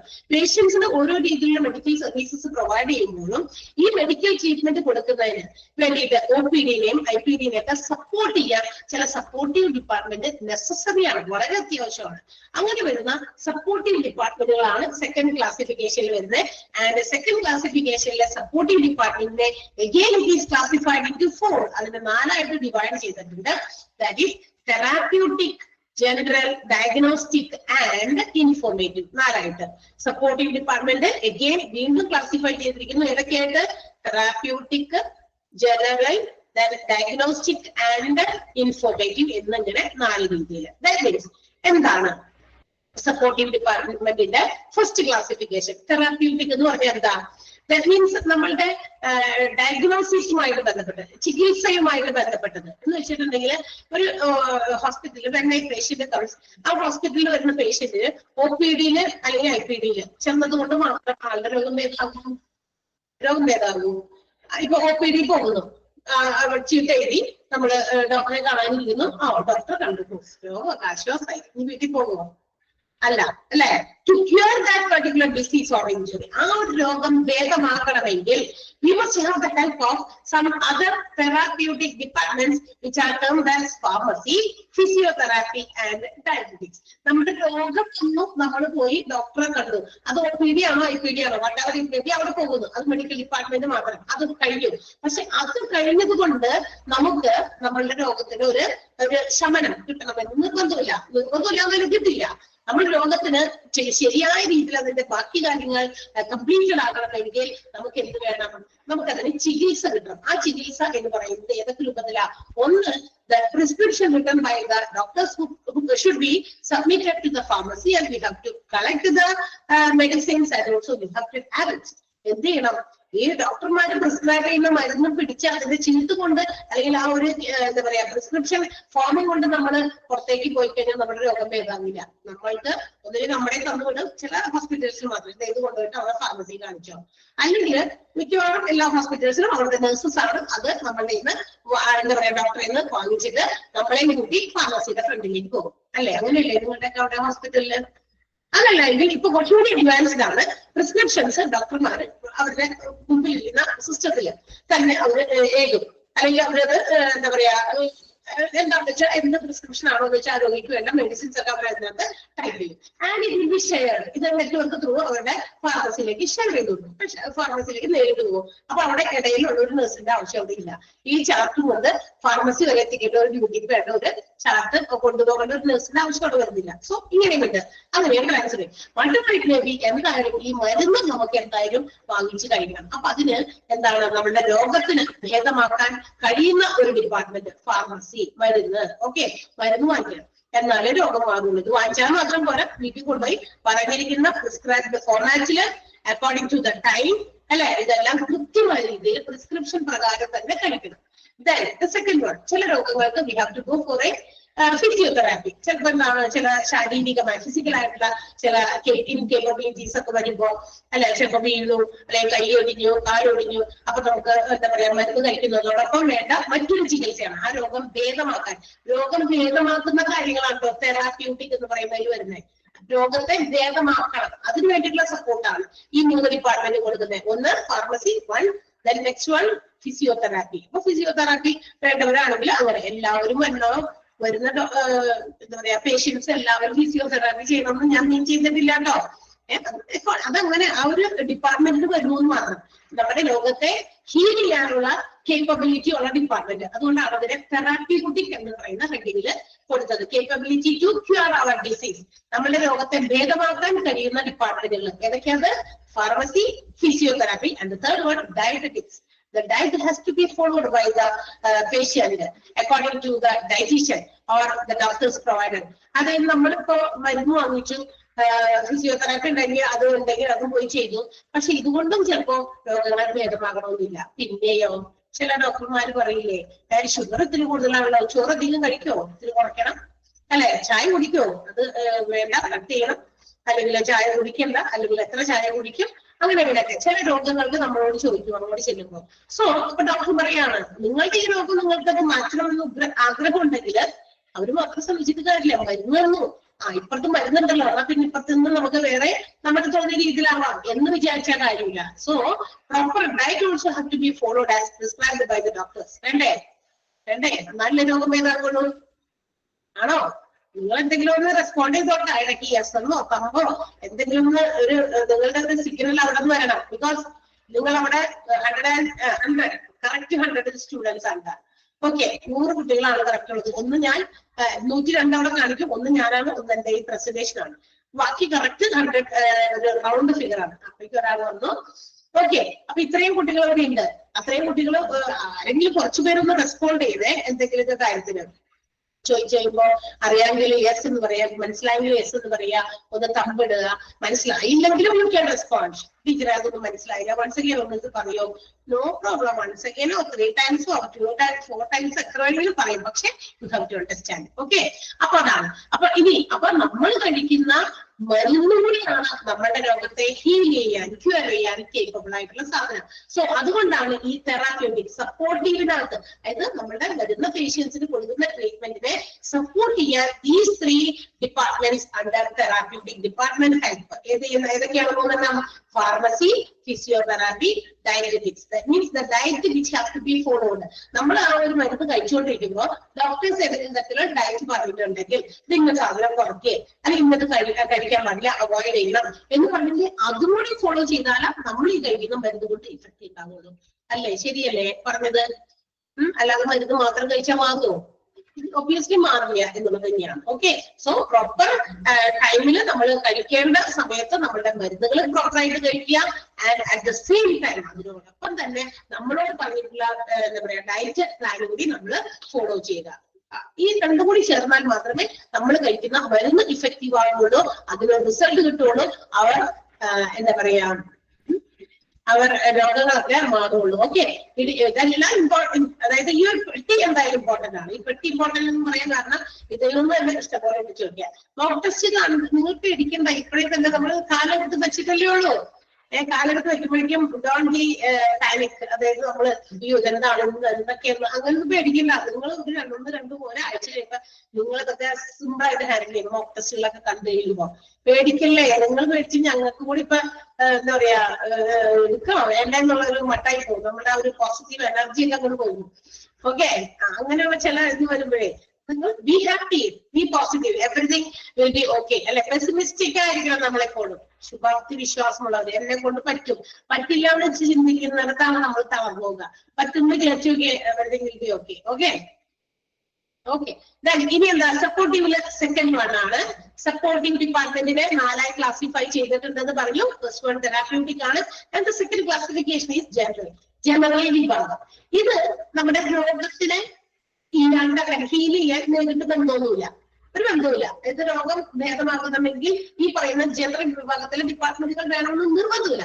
പക്ഷേ നമ്മുടെ ഇന്നത്തെ കാലത്ത് എല്ലാ ഹോസ്പിറ്റൽസിലും ഇതൊക്കെ കൃത്യമായിട്ട് നല്ല രീതിയിൽ മെയിൻറ്റെയിൻ ചെയ്തു പോകുന്നുണ്ട്. ദാറ്റ് മീൻസ് നമ്മുടെ ഹോസ്പിറ്റലിൽ വരുന്ന പേഷ്യൻസിന്റെ എന്താ പറയാ കൺവീനിയൻസ്, അവരുടെ സൗകര്യങ്ങൾ, അവരുടെ മറ്റേതെങ്കിലും തരത്തിലുള്ള പ്രശ്നങ്ങൾ ബുദ്ധിമുട്ടുകളൊക്കെ കൺസിഡർ ചെയ്തിട്ടാണ് ഹോസ്പിറ്റൽസിൽ ഈ പറയുന്ന കാര്യങ്ങളൊക്കെ ആഡ് ഓൺ ചെയ്തിട്ടുള്ളത്.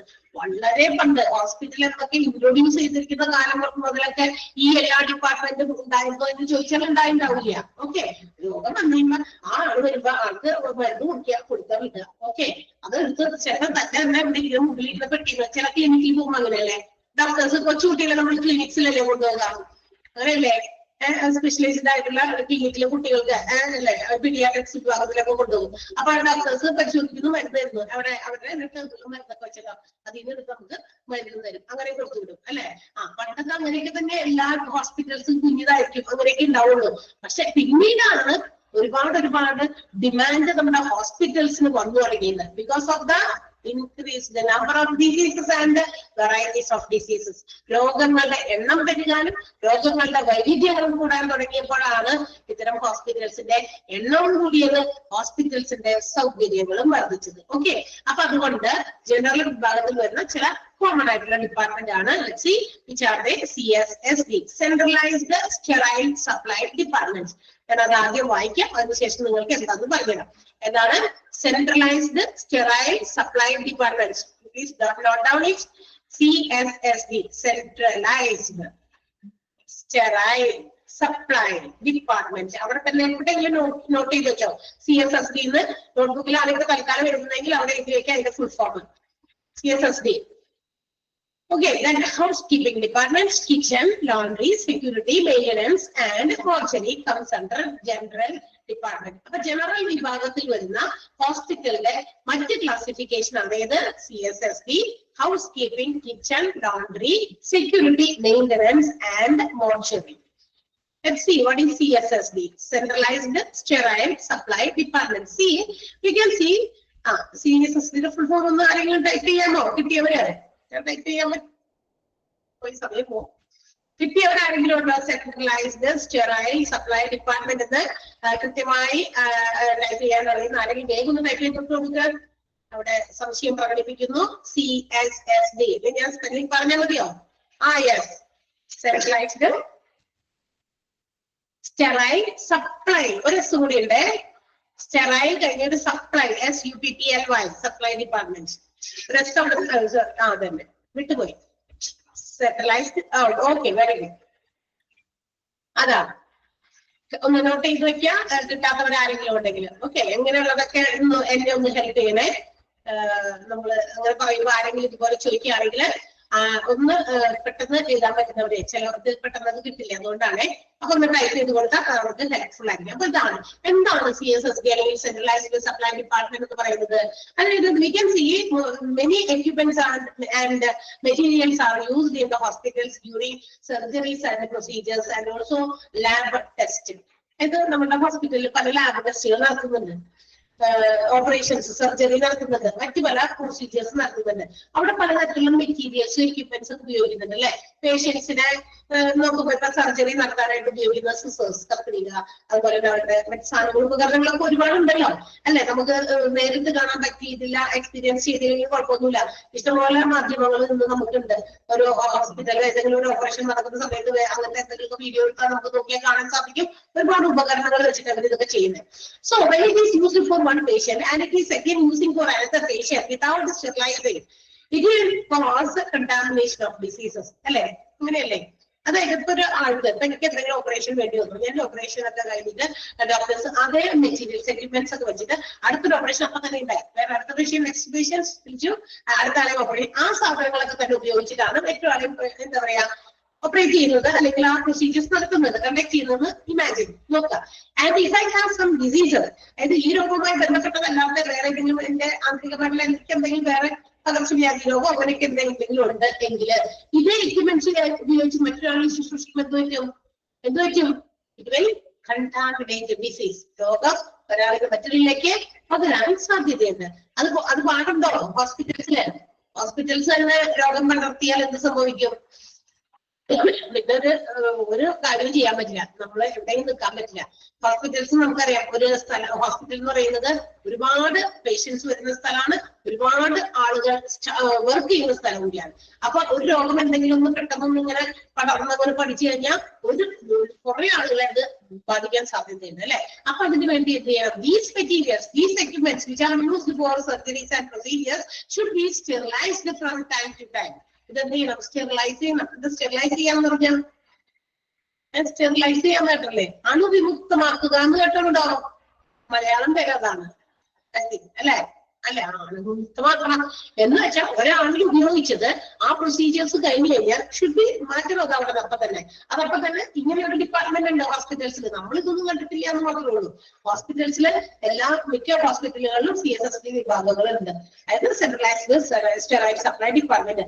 അവിടേക്ക് ഷിഫ്റ്റ് ചെയ്യും. ഈ പറയുന്ന കാര്യങ്ങളൊക്കെ അങ്ങോട്ടേക്കാണ് കൊടുക്കുക. അപ്പൊ ആ എക്യുപ്മെന്റുകളൊക്കെ അവിടെ കൊണ്ടുപോയിട്ട് എന്ത് ചെയ്യുന്നു? ഒരു പ്രത്യേക പ്രൊസീജിയറിലൂടെ, അത് എന്താ പറയാ, അതിന് വേണ്ടിയിട്ട് എന്തുകൊണ്ട് CSSD ചാപ്റ്റർ കൂടുതൽ പഠിക്കുമല്ലോ. അപ്പൊ അതിന്റെ ഒരു ഇതൊക്കെ കാണിച്ചു തരും ടീച്ചേഴ്സ്. അതിനകത്ത് പടം എന്താണ്ടൊക്കെ ഉണ്ടെന്ന് ഫോട്ടോ എന്താ പറയാ ഇതായിട്ട് പിക്ചറായിട്ട്. അതല്ലെങ്കിൽ നിങ്ങൾ ജസ്റ്റ് ഒന്ന് വെറുതെ അടിച്ചു നോക്കിക്കോ, ഗൂഗിളില് ഒന്ന് അടിച്ചു നോക്കി ഒരു CSSDയുടെ അതൊക്കെ ഒന്ന് കാണാൻ വേണ്ടി വളരെ ഇതാണ്. അതായത് ഇങ്ങനെ നമ്മൾ അവിടുന്ന് കൊണ്ടുവരുന്ന ഓപ്പറേഷൻ ഒക്കെ കഴിഞ്ഞിട്ട് കൊണ്ടുവരുന്ന ഈ സിസേഴ്സ്, മറ്റ് എക്യുപ്മെന്റ്സ് ഒക്കെ എന്താണ് ഇങ്ങനെ എന്താ പറയാ ക്ലാസിഫൈ ചെയ്ത്, സിസേഴ്സ് നൈഫുകളോ അങ്ങനെ അങ്ങനെ ഓരോ ട്രേസിലാക്കി ക്ലാസിഫൈ ചെയ്ത് അറേഞ്ച് ചെയ്ത് വെച്ചിട്ട് ഒരു മെഷീനിൽ കൂടി അത് അതിന്റെ എന്താ പറയാ എൻട്രി സ്റ്റേജിന്റെ സ്ഥലമുണ്ട്, എൻട്രൻസിന്റെ അവിടെ കൊണ്ടു വെച്ച് അതങ്ങനെ പോകും. അതിങ്ങനെ ഓട്ടോക്ലേവ് വഴി ഇങ്ങനെ ഓട്ടോമാറ്റിക് ആയിട്ടൊക്കെ വരുന്ന എന്താ പറയാ സ്റ്റെറിലൈസ് ചെയ്ത് എന്താ പറയാ വിമുക്തമാക്കി അതിന്റെ എക്സിറ്റിൽ കൂടി അത് തിരിച്ചു വരും. എന്നിട്ട് അത് എവിടേക്കാണോ അതായത് ഡിപ്പാർട്ട്മെന്റുകളിലേക്ക് നമുക്ക് അത് ട്രാൻസ്ഫർ ചെയ്യും. ഡിപ്പാർട്ട്മെന്റിലെ എക്യുപ്മെന്റ് അറിഞ്ഞ് അങ്ങോട്ടേക്ക് കൊടുക്കാം. അതേക്കുറിച്ച് ഡീറ്റെയിൽ ആയിട്ട് നമുക്ക് അത് ചാപ്റ്ററിൽ പഠിക്കും. ഇത്രയേ ഉള്ളൂ. ഹോസ്പിറ്റലിൽ ഉപയോഗിക്കുന്ന പേഷ്യൻസിന്റെ ഓപ്പറേഷനും മറ്റൊക്കെ ഉപയോഗിക്കുന്ന equipments, materials have to be sterilised and used. അത് സ്റ്റെറിലൈസ് ചെയ്ത് അത് വിമുക്തമാക്കി ഉപയോഗിക്കേണ്ടി വരും. അതിന് വേണ്ടിയിട്ടുള്ള ഡിപ്പാർട്ട്മെന്റ് ആണ് CSSD, centralised sterile supply department എന്ന് പറയുന്നത്. ക്ലിയർ ആയോ? ഇപ്പൊ തൽക്കാലം അത് അറിഞ്ഞാൽ മതി, കാരണം ഡീറ്റെയിലും ചാപ്റ്റർ ഉണ്ട്. ഇപ്പൊ ഞാനത് ഡീറ്റെയിൽ പറഞ്ഞിട്ട് നമ്മുടെ അടുത്ത ഭാഗങ്ങളിലേക്ക് നമുക്ക് പോകാൻ പറ്റില്ല. Okay, next one housekeeping ആണ്. എന്തായാലും ഹൗസ് കീപ്പിംഗ് എന്ന് പറയുന്ന ഡിപ്പാർട്ട്മെന്റ് ഹോസ്പിറ്റലിൽ to keep the hospital premises and hospital interior everything neat and clean അല്ലെ. ഹോസ്പിറ്റലിന്റെ ഉൾവശം അതുപോലെ തന്നെ ഹോസ്പിറ്റലിന്റെ പരിസരമൊക്കെ എപ്പോഴും വൃത്തിയും ഹൈജീനിക്കുമാക്കി സൂക്ഷിക്കാൻ റെസ്പോൺസിബിൾ ആയിട്ടുള്ള ഒരു ഡിപ്പാർട്ട്മെന്റ് അല്ലെ. നമ്മൾ ഹോസ്പിറ്റലിലേക്ക് ചെല്ലുമ്പോൾ ഇതും നമ്മുടെ ഒരു സ്ഥിരം കാഴ്ചയാണ്. ആരെങ്കിലുമൊക്കെ ഇങ്ങനെ തൂത്ത് തുടച്ചൊക്കെ നടക്കുന്നത് കാണാം. അല്ലെ വൃത്തിയാക്കി നടക്കുന്നതാണ്. ഇപ്പൊ അതിനൊക്കെ ഒരുപാട് മെഷീൻസ് എക്യുപ്മെന്റ്സുകൾ ഉപയോഗിച്ച് ക്ലീൻ ചെയ്യുന്നുണ്ട് അല്ലെ. നമ്മുടെ ലുലുലൊക്കെ ചെന്ന് കഴിഞ്ഞാൽ ഒരു ഓട്ടോമാറ്റിക് മെഷീൻ എന്താ പറയാ അതിങ്ങനെ ക്ലീൻ ചെയ്യാനായിട്ട് നിങ്ങൾ കൊണ്ട് നടക്കുന്നത് കാണാമല്ലോ അല്ലെ. അതുപോലെ ഇന്ന് ഹോസ്പിറ്റൽസും അത്തരം കാര്യങ്ങളൊക്കെ ഉപയോഗിക്കുന്നുണ്ട്. അപ്പൊ എപ്പോഴും ഹോസ്പിറ്റലിനെ ഒരു എന്താ പറയാ ഒരു പ്ലീസിങ് അപ്പിയറൻസ് കൊടുക്കാൻ വേണ്ടി, പ്ലീസിങ് എന്ന് വെച്ചാൽ കയറി വരുന്ന പേഷ്യൻസിന് അറ്റ്മോസ്ഫിയർ കാണുമ്പോൾ ഒരു സമാധാനം കിട്ടണം. എന്ന് വെച്ചാൽ എന്താ വൃത്തിഹീനമായ അന്തരീക്ഷം അല്ല, വൃത്തിഹീനമായിട്ട് കിടക്കുന്നു, ഒരു അടുക്കും ചിട്ടിയില്ല, ചെല്ലുമ്പോ അപ്പൊ തന്നെ നമുക്ക് എന്താ ഒരു രോഗമായിട്ട് ചെല്ലണം. ഇനി പോകുന്ന രോഗമല്ല, അതിനേക്കാൾ ഇരട്ടി രോഗം കൊണ്ട് തിരിച്ചു പോരേണ്ടി വരും. ആ അവസ്ഥയിലേക്ക് ഹോസ്പിറ്റൽസ് ഒക്കെ ഒരു കാലത്തൊക്കെ അങ്ങനെയായിരിക്കും, ഗവൺമെന്റ് ഹോസ്പിറ്റൽസ് ഒക്കെ അല്ലെ. ഒരുപാട് ചേഞ്ചസ് വന്നിട്ടുണ്ട്. ആൻഡ് ഇന്ന് അവരതൊക്കെ കൃത്യമായിട്ട് ഹൈജീനിക് ആയിട്ട് മെയിൻറ്റെയിൻ ചെയ്യാനായിട്ട് എന്താ പറയാ ശ്രദ്ധിക്കുന്നുണ്ട്, കെയർ ചെയ്യുന്നുണ്ട്. സോ അതിനു വേണ്ടി ഒരു പർട്ടിക്കുലർ ഡിപ്പാർട്ട്മെന്റ്, അതെന്താ പണ്ടപ്പോ അത് അങ്ങനെ ഒരു ഡിപ്പാർട്ട്മെന്റ് ഉണ്ടായില്ല. അങ്ങനെ എന്താ പേര് അതിനുവേണ്ടി ജോലിക്ക് നിർത്തും. അവരും മനുഷ്യരല്ലേ, കുറെ നേരമൊക്കെ തൂത്തും തുടച്ചൊക്കെ നിൽക്കുമ്പോൾ അവർക്കും ബുദ്ധിമുട്ടാണ്, ക്ഷീണമാണ്. പക്ഷെ there is some department for maintaining cleanliness and hygiene in the hospital. അങ്ങനെ ഒരു ഡിപ്പാർട്ട്മെന്റ് ഉണ്ടെങ്കിലോ അവരത് കൃത്യമായിട്ട് നോക്കിയും പറഞ്ഞ് കണ്ട് അവരെ കൊണ്ടത് ചെയ്യിപ്പിച്ചോളൂ. ഇത് ചെയ്യണ്ട, ഹൗസ് കീപ്പിംഗ് ഡിപ്പാർട്ട്മെന്റ് ചെയ്യണ്ട. ആ ഒരു ഡിപ്പാർട്ട്മെന്റിൽ റെസ്പോൺസിബിൾ ആയിട്ടുള്ള വ്യക്തികൾ, ആളുകൾ, ഒഫീഷ്യൽസ് ഉണ്ടെങ്കിൽ ആ സ്റ്റാഫാണ് അത് ക്ലീൻ ചെയ്യുന്ന വ്യക്തികളെ കൊണ്ട് ക്ലീൻ ചെയ്യിച്ച് വൃത്തിയായിട്ടും ശുചിയായിട്ടും, ഡോക്ടേഴ്സിന്റെ റൂം ആയിക്കോട്ടെ, ഹോസ്പിറ്റൽസിന്റെ പരിസരം ആയിക്കോട്ടെ, വരാന്ത ആയിക്കോട്ടെ, അല്ലെങ്കിൽ പേഷ്യൻസിനെ കൊണ്ടുവരുന്ന വിസിറ്റേഴ്സ് വെയിറ്റ് ചെയ്യുന്ന സ്ഥലമായിക്കോട്ടെ, എവിടെയാണെങ്കിലും ഒരു പ്ലീസിംഗ് അപ്പിയറൻസ് പ്രൊവൈഡ് ചെയ്യുന്ന രീതിയിൽ ഒരു ഗുഡ് ലുക്കിംഗ് അപ്പിയറൻസ് ഹോസ്പിറ്റൽസിന് പ്രൊവൈഡ് ചെയ്യുന്ന ഡിപ്പാർട്ട്മെന്റ് ആണ് house keeping department. Okay, clear ആയല്ലോ? Then the next one is kitchen. Kitchen എന്താ? ഹോസ്പിറ്റലിലും കിച്ചൺ ഉണ്ടോ? ക്യാൻറ്റീൻ, അതന്നെ, അത്ര തന്നെ ഉള്ളൂ, വേറെ ഒന്നുമില്ല. ഓക്കെ, ക്യാൻറ്റീൻ ഡിപ്പാർട്ട്മെന്റ് ആണ് to provide food according to the diet plan provided by the dietitian to the patients or family members or relatives or the staff. ഹോസ്പിറ്റലിൽ വരുന്ന പേഷ്യൻസിന്, അതുപോലെ പേഷ്യൻസിന് അവരുടെ ഡയറ്റ് പ്ലാൻ അനുസരിച്ച്, അതുപോലെ തന്നെ അവരെ എന്താ പറയാ അവരെ കൊണ്ടുവരുന്ന റിലേറ്റീവ്സും മറ്റുള്ളവരൊക്കെ ആണെങ്കിൽ അവർക്ക് കൊടുക്കാന് ഹോസ്പിറ്റൽസ് സ്റ്റാഫ് തന്നെ അവരുടെ ഫുഡില്, അതായത് ക്യാൻറ്റീനിന്റെ ഫുഡ് കൊണ്ട് ഡിപ്പെൻഡ് ചെയ്യുന്നവരും ഉണ്ട്. അപ്പൊ ഇതൊക്കെ നല്ല രീതിയിലുള്ള ഫുഡ് കൊടുക്കുക. അപ്പൊ ഇതൊക്കെ അവിടെ ഫുഡ് ഉണ്ടാക്കണ്ടാകില്ല, കിച്ചൺ ഡിപ്പാർട്ട്മെന്റ് ഉണ്ടാക്കണ്ട. കിച്ചണിൽ ഉണ്ടാക്കുന്ന ഫുഡൊക്കെ ഹൈജീനിക് ആയിട്ടാണ് പ്രൊവൈഡ് ചെയ്യുന്നത്. അവിടെയും അത് ഹൈജീനിക് ആയിട്ടുള്ള കാര്യങ്ങളായിരിക്കണം. അല്ലെങ്കിൽ പഴകിയ വസ്ത്രം, എന്താ പറയാ പഴകിയ ഫുഡ് കൊടുക്കാതിരിക്കുക എന്നൊക്കെ ശ്രദ്ധിക്കണം. അപ്പൊ കിച്ചൺ ഡിപ്പാർട്ട്മെന്റിന്റെ ഡ്യൂട്ടിയാണ് അവിടെ ഉണ്ടാക്കുന്ന പ്രിപ്പയർ ചെയ്യുന്ന ഫുഡൊക്കെ കൃത്യമായിട്ട് നല്ല ക്ലീൻ വെസൽസിലൊക്കെയാണ് അത് ഉണ്ടാക്കുന്നതെന്ന് ഉറപ്പുവരുത്തണം. അത് ഡയറ്റ് പ്ലാൻ അനുസരിച്ച് ആവശ്യമില്ലാത്ത കുറെ ഫുഡ് പഴയതും ഒക്കെ കൂടി ചേർത്ത് പുതിയ രൂപത്തിലാക്കി കൊടുക്കണില്ല എന്ന് ഉറപ്പുവരുത്തണം. ഓക്കെ, അത് ഇവരുടെ ഡ്യൂട്ടിയാണ്. അല്ലെങ്കിൽ ഫുഡിന് എന്തെങ്കിലും തരത്തിലുള്ള കംപ്ലൈന്റ് വന്നു, ഡോക്ടറിന്റെ കിടക്കുന്ന പേഷ്യൻസിന് വേറെ ഏതെങ്കിലും തരത്തിലുള്ള അസുഖങ്ങൾ ഉണ്ടായാൽ ഫുഡ് പോയിസൺ എന്നുള്ളതൊക്കെ അപ്പൊ ഇവരുടെ റെസ്പോൺസിബിലിറ്റി ആയിരിക്കും. കിച്ചൺ ഡിപ്പാർട്ട്മെന്റ് സൂപ്പർവൈസിങ് എഫിഷ്യന്റ്ലി വളരെ കൃത്യമായി നിരീക്ഷിച്ചില്ലെങ്കിൽ അവിടെ പാകപ്പിഴകൾ വരും. ഓക്കെ, നമുക്കറിയാം ഏറ്റവും വൃത്തിയായിരിക്കേണ്ട ഒരിടമാണ് കിച്ചൺ. ഏതൊരു കാര്യത്തിലും നമ്മുടെ വീടുകളിൽ അങ്ങനെ തന്നെയല്ലേ. ചില ആളുകളുടെ വീടുകളിലേക്ക് കയറുമ്പോ നമുക്കിപ്പോ ചില സമയത്ത് പണ്ടൊക്കെ അങ്ങനെയൊക്കെ ആയിരുന്നു, ഇപ്പൊക്കെ ഓപ്പൺ കിച്ചണുമായി കിച്ചണൊക്കെ കുറച്ചുകൂടി മനോഹരമായിട്ടൊക്കെ ശ്രദ്ധിക്കേണ്ട ആൾക്കാർ. പണ്ടൊക്കെ എന്ന് പറഞ്ഞു കഴിഞ്ഞാൽ ചിലപ്പോ ചില ആളുകളുടെ വീടുകളിൽ ചെല്ലുമ്പോ എന്താ പറയാ ഒരു ഗ്ലാസ് വെള്ളം നമുക്ക് തന്നാൽ നമുക്കത് കുടിക്കാനോ വേണ്ടേ എന്നുള്ള ഒരു രീതിയിലേക്ക് അവസ്ഥയിലേക്ക് പോകും. മനസ്സില്ലാ മനസ്സോടെ നിർബന്ധിതമായിട്ട് കുടിക്കേണ്ടി വരും. ചിലപ്പോ അവർ തരുമ്പോ നമ്മളിപ്പോ കുടിക്കുന്ന ആവശ്യപ്പെട്ടിട്ടല്ല, പക്ഷെ അവിടുത്തെ ആ ഒരു അറ്റ്മോസ്ഫിയർ കാണുമ്പോൾ ചിലപ്പോൾ നമുക്ക് കുടിക്കേണ്ട എന്ന് തോന്നും അല്ലെ. അതേസമയം ചില വീടുകളിൽ നീറ്റ് ആൻഡ് ക്ലീൻ ആണ്, കിച്ചണൊക്കെ സൂപ്പർ ക്രിസ്റ്റൽ ക്ലിയർ ആയിട്ട് കിടക്കുന്നത് കാണുമ്പോൾ വേണ്ടാന്നുണ്ടെങ്കിൽ ഒരു ഗ്ലാസ് വെള്ളം നമുക്ക് എന്താ പറയാ സന്തോഷത്തോടെ കുടിക്കാൻ തോന്നും. അപ്പൊ ഏറ്റവും ക്ലീൻ ആയിട്ടിരിക്കേണ്ട ഒരു ഇടമാണ് നമ്മുടെ വീടുകളിൽ കിച്ചണെങ്കിൽ. എവിടെയായിരുന്നാലും കിച്ചൺ ഏറ്റവും ഹൈജീനിക് ആയിട്ട് ക്ലീൻ ആയിട്ട് സൂക്ഷിക്കേണ്ട സ്ഥലമാണ്. കാരണം ഭക്ഷണ പദാർത്ഥങ്ങളൊക്കെ ഓപ്പൺ ആക്കി വെക്കാതെ ക്ലോസ്ഡ് ആക്കി വെക്കുക അല്ലെ, അതെല്ലാം കൃത്യമായിട്ടൊക്കെ ചെയ്യേണ്ടത് ഈ ഒരു ഡിപ്പാർട്ട്മെന്റ് ആണ് ഹോസ്പിറ്റൽസിൽ, കിച്ചൺ ഡിപ്പാർട്ട്മെന്റ് ആണ്. ക്ലിയർ ആയോ? അവിടെ തീർത്തേക്കാം. ലോണ്ടറി ആണ്. എന്റെ കുറച്ച് മിനിറ്റ് കുറച്ചധികം മിസ്സിന്റെ ക്ലാസ്സിലേക്ക് പോയി. നിങ്ങൾ എനിക്ക് തോന്നുന്നത് ക്ലാസ് കഴിയാറായപ്പോൾ മിസ്സിനോട് കുറച്ച് സംശയങ്ങൾ ചോദിച്ചു. ഞാൻ പറഞ്ഞിട്ടുണ്ട് അധികം സംശയങ്ങൾ നമ്മൾ ടീച്ചറോട് ചോദിച്ചാൽ നിങ്ങൾ ടോപ്പിക്കിലാണെങ്കിൽ കുഴപ്പമില്ല കേട്ടോ. അതെല്ലാവർക്കും കുറെ സംശയങ്ങൾ ടീച്ചറെ ചോദിച്ചു വെറുതെ സമയം നമ്മൾ കളഞ്ഞാൽ അതൊക്കെ ഇൻട്രൊഡക്ഷൻ ക്ലാസ് കാണാത്തവരെ ഇതൊക്കെ ചോദിച്ചേക്കണേ. ഞാൻ പറഞ്ഞില്ലേ ക്ലാസ്സില് അൺനെസസറി ഡൗട്ട്സ് ഒന്നും നമ്മള് ടീച്ചറിനോട് മറ്റ് ടീച്ചേഴ്സിനോട് ചോദിക്കുന്നു പറഞ്ഞോ? പറഞ്ഞില്ലേ? ഞാൻ പറഞ്ഞതാണ് ഇല്ലല്ലോ, എനിക്ക് നല്ല ഓർമ്മയുണ്ടല്ലോ. പറയേ, പറഞ്ഞിരുന്നു ഞാൻ. അപ്പൊ അത്തരം നിങ്ങൾ ആ ടീച്ചർ പഠിപ്പിച്ച ടോപ്പിക്കിൽ സംശയം നിങ്ങൾ ചോദിച്ചോ. അതല്ലാതെയുള്ള എന്തെങ്കിലും സംശയം ഉണ്ടെങ്കിൽ ആഴ്ചയിൽ ഒരു ദിവസം ഞാൻ വരുന്നുണ്ടെങ്കിൽ ഞാനത് പെട്ടെന്ന് പറഞ്ഞ് ക്ലിയർ ചെയ്യണം അത്തരം ഡൗട്ട്സ്. നിങ്ങൾ ടീച്ചർ അത് അവിടെ വൈകിയതുകൊണ്ട് എന്റെ ഒരു 15 minutes ആണ് അവിടെ എന്താ പറയാ ലോസ് ആയി പോയത്. ഓക്കെ, സോ പ്ലീസ് നിങ്ങൾ അതൊന്ന് ശ്രദ്ധിക്കണം. അപ്പൊ അടുത്തത് എന്താണ്? അപ്പൊ അടുത്തത് എന്താ? ലോണ്ടറി എന്തായിരിക്കും? ലോണ്ടറി നമുക്കറിയാവുന്ന ഒരു വേർഡ് തന്നെയാണ്. ലോണ്ടറി ഇപ്പൊ ആർക്കും അറിയാത്തതില്ല. ദാറ്റ് മീൻസ് ഹോസ്പിറ്റൽസിൽ പേഷ്യൻസിന് ചില പേഷ്യൻസിനൊക്കെ ചില സർജറീസ് ഒക്കെ നടത്തുമ്പോൾ പ്രൊവൈഡ് ചെയ്യുന്ന അവരുടെ ലിനൻ, മീൻസ് അവരുടെ ഡ്രസ്, അത് കൂടുതൽ ലിനൻ. പിന്നെ ഡോക്ടേഴ്സ് അവരുടെ ഓപ്പറേഷൻസിനും മറ്റും ഉപയോഗിക്കുന്ന അവരുടെ എന്താ പറയാ ഉടുപ്പ്, കോട്ടുകള്, മറ്റു കാര്യങ്ങളൊക്കെ, മാസ്കും മറ്റൊക്കെ ഉണ്ടെങ്കിൽ ഇങ്ങനത്തെ കാര്യങ്ങളൊക്കെ എപ്പോഴും ക്ലീൻ ആയിട്ട് എല്ലാ ദിവസവും പ്രാവശ്യം ഉപയോഗിച്ചു അത് കളഞ്ഞിട്ട് അടുത്തത് ഉപയോഗിക്കല്ല. അത് നമുക്ക് മെയിൻറ്റെയിൻ ചെയ്യാം. ഒരു ഡിസ്പോസിബിൾ അല്ല, അത് വീണ്ടും നമുക്ക് റീയൂസ് ചെയ്യേണ്ടതാണ്. അപ്പൊ it should be washed and used. പക്ഷെ ഓരോ പ്രോസസ്സും കഴിയുമ്പോൾ എന്ത് ചെയ്യണം?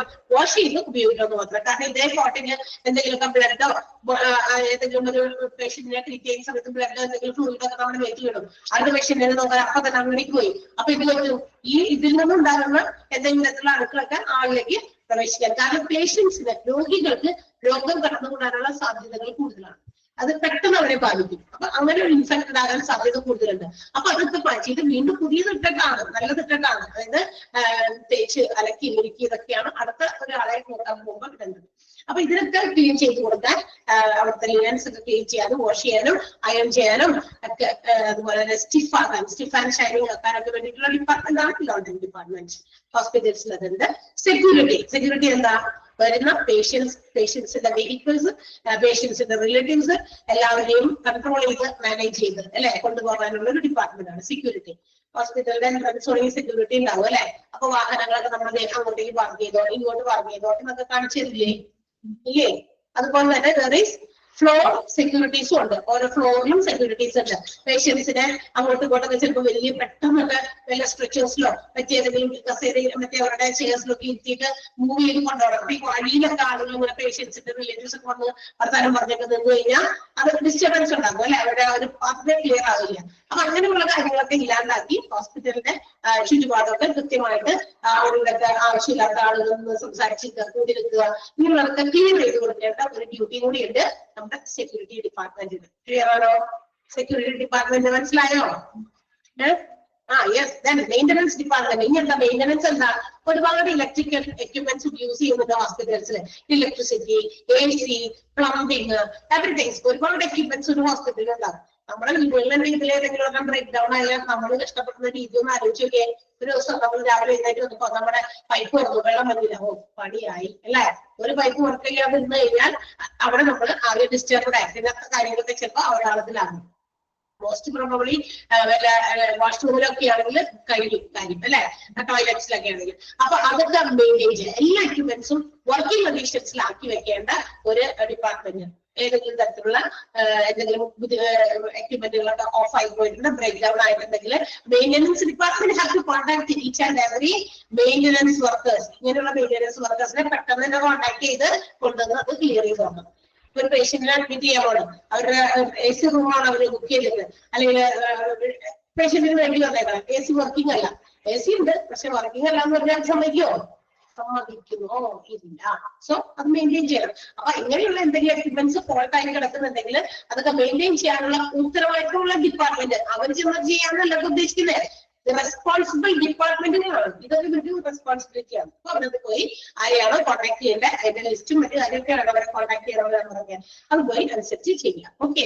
And the last one in general ഡിപ്പാർട്ട്മെന്റിൽ അവസാനം വരുന്നതാണ് മോർച്ചറി. ഇതൊരു ഫെമിലിയർ വേർഡ് ആണ്. Mortuary is the place where the dead bodies are kept temporarily.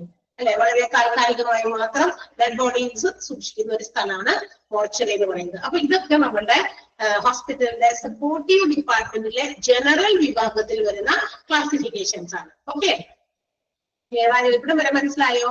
അടുത്ത മൂന്നാമത്തെ വിഭാഗം നമ്മൾ അടുത്ത ക്ലാസ്സിലായിരിക്കും പറയുക. സോ ഇതുവരെ നിങ്ങളൊന്ന് എന്തൊക്കെയാണ് പറഞ്ഞതെന്ന് ഓർത്തെടുക്കുക. നോട്ടൊന്നും ഇത് വെച്ചിട്ടില്ലാന്ന് എനിക്കറിയാം, പക്ഷെ ആ ടേബിളില് അത് കാണുമ്പോൾ എന്റെ സൗണ്ടോടെ കേൾക്കണം ടീച്ചർ ഇതൊക്കെയാണ് പറഞ്ഞത്. Okay, so see you next day. Till then by.